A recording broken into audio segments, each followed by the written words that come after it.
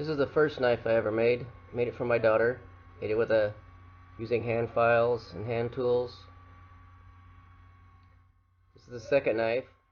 Made it for my son, also with hand files. This is the third knife I've made for another son. He wanted a tanto.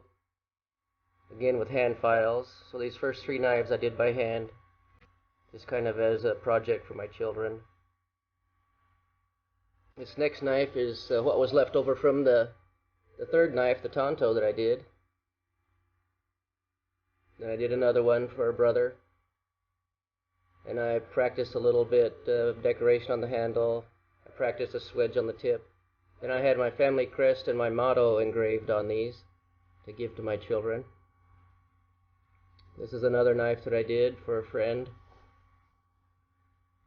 And then I did some practice, went through a series of practice knives. I was using steel lawn edger blades that had a hole in them, and I just wanted to practice some knife making. So I made a series of these skinning knives, and these knives are actually the first ones that saw any real action in the field. I sent the prototype to my brother in Idaho, and so far he's skinned a wild hog with it, a deer, and an elk. So all these skinners have gone to different family members. This one went to my sister. And then I got interested in making a little neck knives after I made that one, the first one that I did up there. This is from an edger blade as well. It's a good material. It makes a decent knife at low cost. And I had some saw blades from my father-in-law, so I started making some saw blade knives for practice. I practiced etching a deer head on that one with ferric chloride acid. This is my first hidden tang from an old chunk of antler my father-in-law gave me. I used a knife blade, or saw blade for this. I'm still in the saw blade stage of my practicing, just using some cheap metals that will actually hold an edge. Now I'm back to using some expensive metal. This is A2, etched a deer logo on it for my father-in-law. This is one of my favorite knives. This is a little 8-inch knife. I gave this to a daughter. I really like this one a lot. Feels really good in your hand. It's got nice weight. Everybody that she works with is really jealous when she's got this knife at work that she uses.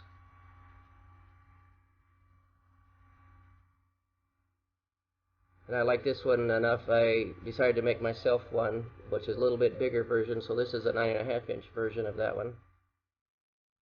And I liked it enough that I keep it around, and I put my initials on it for myself. This one I made for a daughter-in-law. She wanted a cedar-handled one.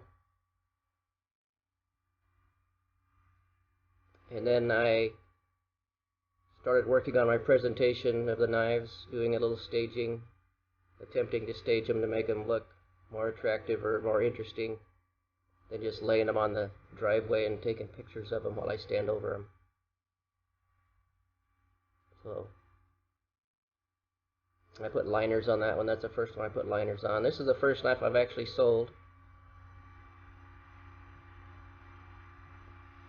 This is the first hollow grind knife. It's a 14-inch long, or it's 15-inch long overall, 12-inch long blade. My first sculpted handle as well. I was trying to get my skill level up so that I could do some other projects that I wanted to do. It's a big knife, really sharp, balanced well. This is the second knife that I sold. The guy sent me an antler from an elk that he shot, and I made this skinning knife out of it, hidden tang. It's got a hollow grind on it, 440C stainless steel. Nice custom sheath there for it. I sent that out to him in Utah. This is what it looks like without the antler on it. There's a couple pictures of it being fitted into the antler section.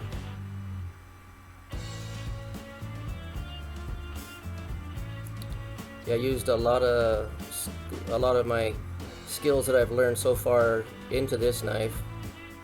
It's the most complicated one I've done so far, and when I was finished, it was kind of weird, but I actually felt accomplished as a knife maker and pleased with the work, where the other previous to this I had not felt quite as pleased as I was with this one. And then I got into doing water jet and CNC blank cutting.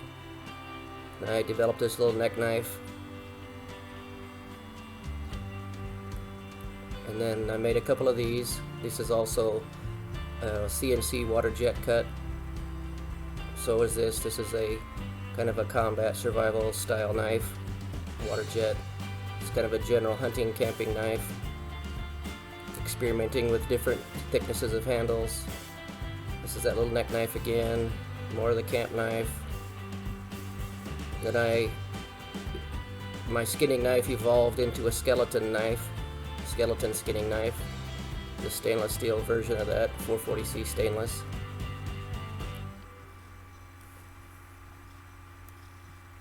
And that's kind of about where I'm at right now, is working on these. I got a bunch of neck knives and a bunch of these skinners to finish up. Then I've got some new designs on the board to come out sometime this year. Thanks for watching.